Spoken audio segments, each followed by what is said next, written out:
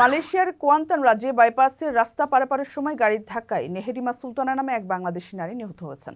স্থানীয় সময় মঙ্গলবার রাস্তা পারাপারের সময় অপর দিক থেকে আসা পেরোদুয়া মাইভি গাড়ির সঙ্গে ধাক্কায় ঘটনাস্থলে মৃত্যু হয় তার।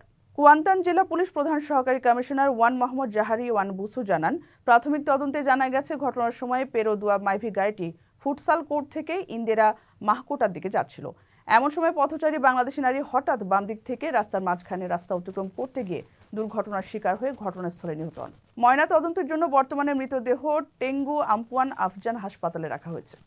এদিকে দুর্ঘটনার বিষয়ে তদন্তে সহায়তা করতে তথ্য সরবরাহের জন্য প্রত্যক্ষদর্শীদের এগিয়ে আসার আহ্বান জানানো হয়েছে। বর্তমানে সড়ক পরিবহন আইন অনুযায়ী মামলাটি তদন্তাধীন রয়েছে বলেও জানান তিনি।